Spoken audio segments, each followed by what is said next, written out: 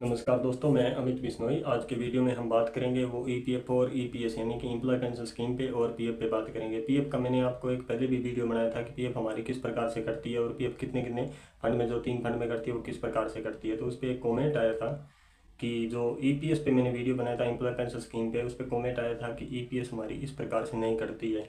तो मैं आपको एक जानकारी के माध्यम से बताता हूँ कि पीएफ अगर आपकी मान लो अपनी 15,000 रुपये सैलरी है, तो अपनी बेसिक जो 5 साल की सैलरी है ना 15,000 रुपये, उसकी गणना के आधार पे 60 साल बाद आपको पेंशन मिलेगी। और मैंने उसके बारे में कुछ पॉइंट भी डाले थे कि 60 साल बाद आप महंगाई दर भी देखो 10% से, तो अपने उसके भी जिक्र करेंगे। और थोड़ा सा अपने बात करेंगे कि सरकार जो अपने को पेंशन देती है ना, वो फ्री में नहीं देती है, क्योंकि सरकार का मैंने आपको बताया था कि 18% जीएसटी वो किस प्रकार से करती है। 12% जीएसटी और 6% CGST लगती है, उसके आधार पे अपने को देती है। उस पर भी बात करूंगा और पूरा वीडियो जरूर देखना, आपको अच्छी तरीके से समझ आ जाएगा कि अपने को पेंशन किस आधार पे मिलती है।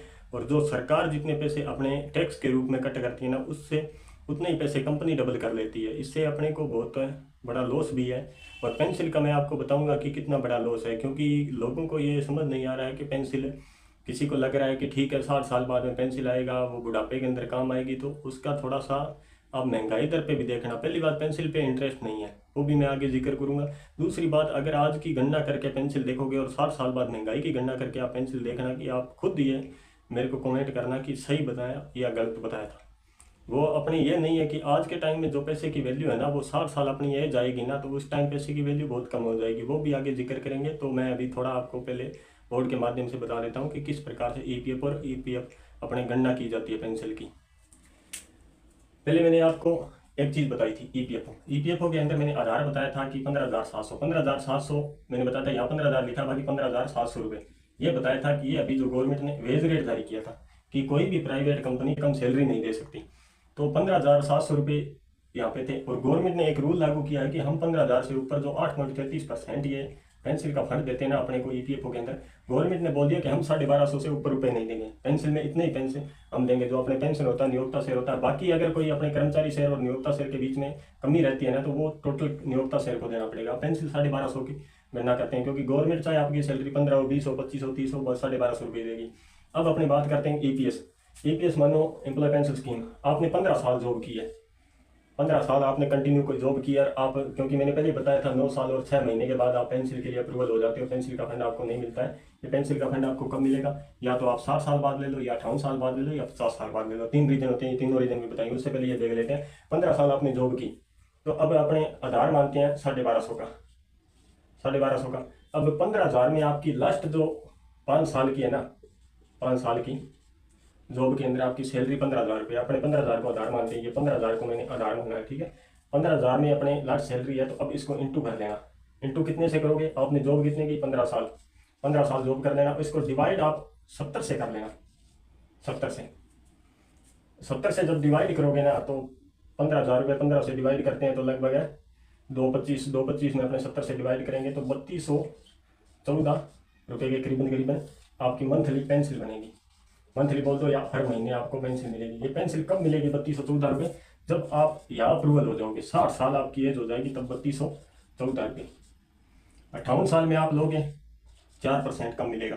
4% कहने का मतलब, इसका मान लो 32 64 और लगभग 128 रुपये कम, 128 यानी कि लगभग 3,080 रुपये के करीबन करीबन 3,080 रुपये के करीबन आपको मिलेगी, अगर आप 58 साल में चालू करवा लो। अगर आप 50 साल में इसको चालू करवाते हो, 8% आपको कम मिलेगा पेंसिल में। 8% कहने का मतलब 3214 में से 8% डायरेक्ट आप निकाल लेना, लगभग 250 रुपये कम।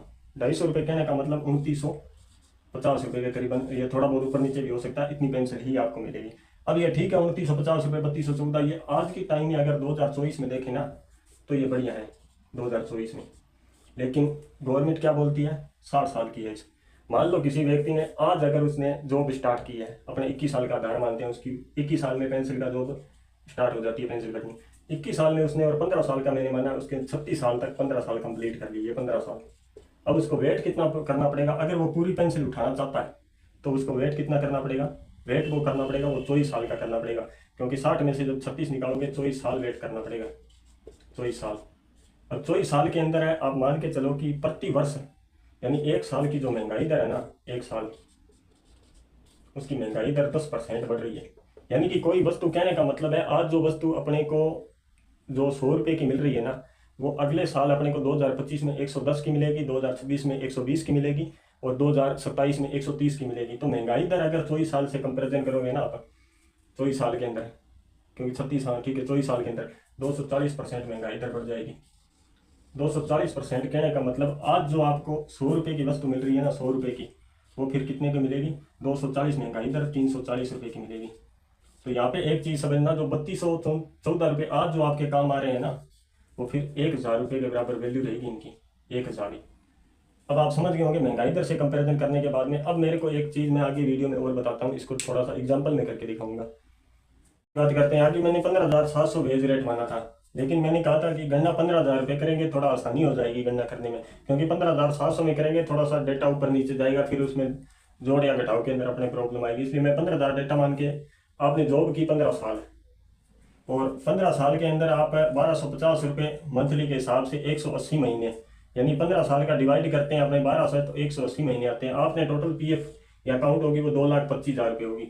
अब पीएफ पे नो इंटरेस्ट है, यानी कि पीएफ पे ब्याज नहीं मिलेगा, तो आपकी ये रकम जो 225 है ना, ये 225 ही रहेगी, चाहे आप कितना भी वेट कर लोगे इसका, क्योंकि इसमें इंटरेस्ट नहीं है तो रकम कहाँ से बढ़ेगी।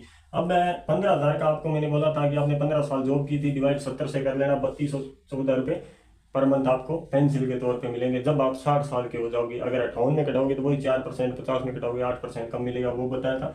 महंगाई मैंने आपको बताई थी 24 साल बाद 240%।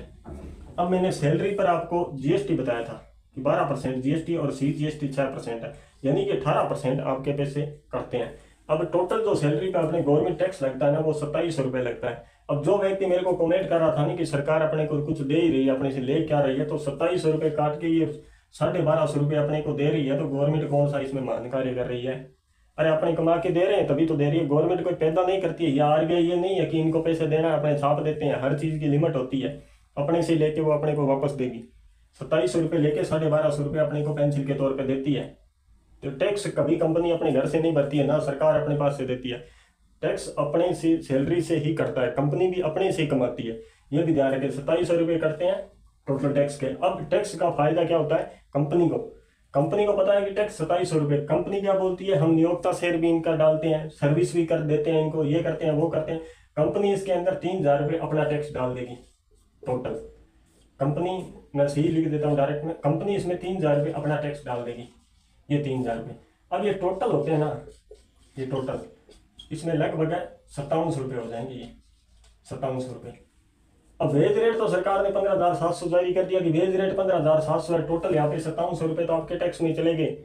यानी कि कहने का मतलब 35% सैलरी तो यहाँ टैक्स के अंदर चली गई। 35% टैक्स के अंदर जाने के बाद में आपको जो मिलता है ना, वो 10,000 रुपये मिलता है, 10,000 रुपये, 10,000 रुपये मिलता है। अब मैं आपको एक गणना करके बताता हूँ कि अगर ये 2,25,000 रुपये पर अगर आपको इंटरेस्ट मिले 24 साल, तो ये रकम कितनी हो जाती है, वो भी थोड़ा गौर से देख लेना। और आपको भी ये फील होगा कि वास्तव में जो गवर्नमेंट अभी के टाइम में कार्य कर रही है ना, वो सबसे डिफॉल्ट कार्य है, क्योंकि रकम अपनी है, अपने मेहनत की थी, अपने टैक्स से पैसे कटे थे और इस पे नो इंटरेस्ट, और पैसे भी अपने को नहीं दे रही है ताकि ये कहीं पे डिपॉजिट रख के इसको प्रॉफिट में ना चले जाए।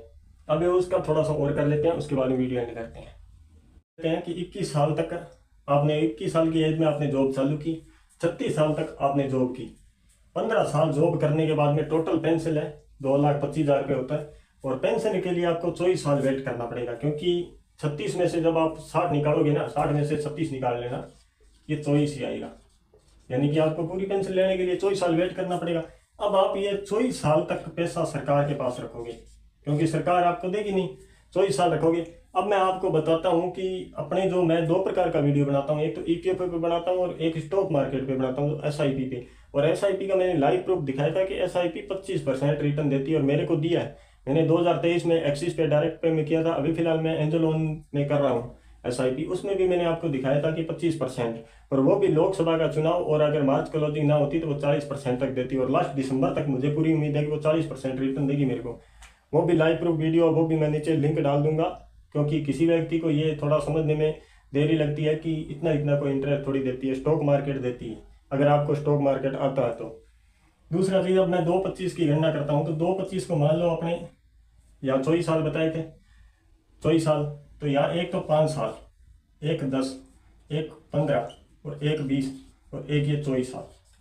ये 3 गणना क्यों कर रहा हूँ मैं? ये जो गणना कर रहा हूँ ये गणना किस आधार पे कर रहा हूँ? मैं पैसे के आधार पे कर रहा हूँ। ये 5 साल बाद पैसे अगर अपने कहीं डिपॉजिट रखते हैं, चाहे स्टॉक मार्केट में या कहीं और ऐसी जगह जहाँ पे अपने को अच्छा इंटरेस्ट मिले, क्योंकि गवर्नमेंट तो इंटरेस्ट दे रही है। अगर गवर्नमेंट ये कहीं पे भी अपने को इंटरेस्ट दे, स्टॉक मार्केट के जरिए मैं बता रहा हूँ, उसमें भी अगर इंटरेस्ट देना तो ये कितनी रकम हो जाएगी? 2/25 की 4,50,000 रुपये, 4,50,000।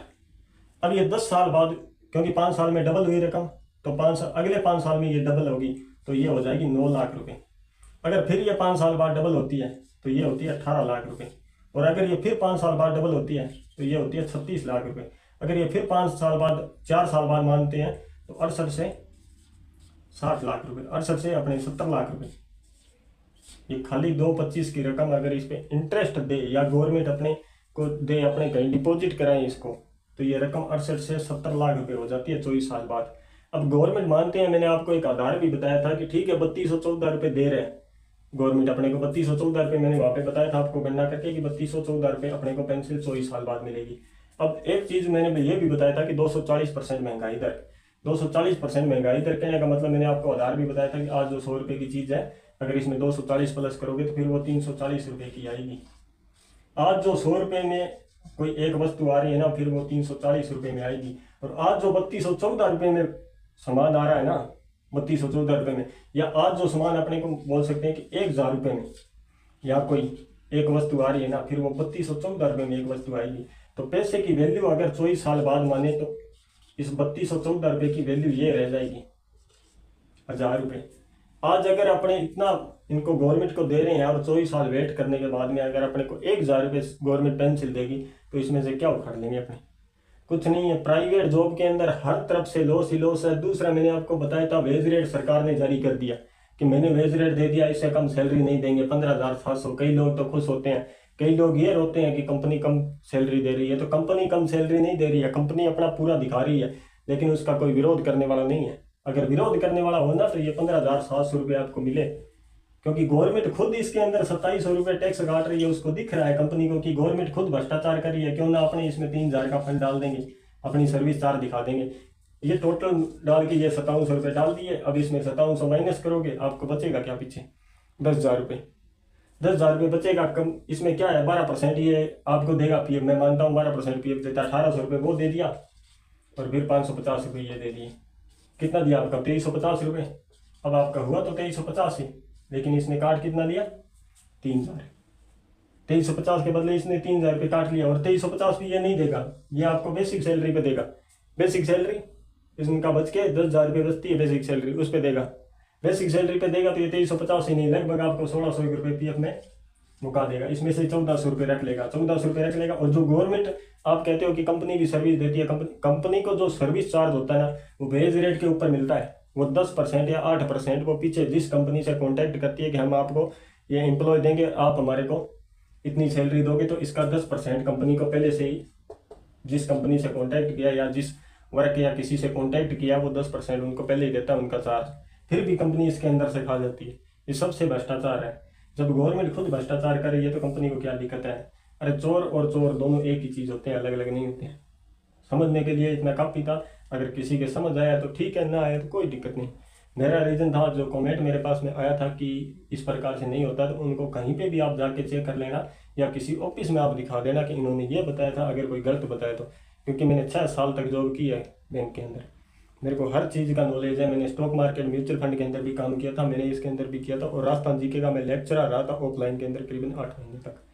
हर चीज़ का मेरे को अच्छी तरीके से नॉलेज है। और मैंने बीएससी की थी फाइनेंस के अंदर। आज के लिए इतने, नेक्स्ट वीडियो में और अपने बात करेंगे जो करेंगे स्टॉक मार्केट पे।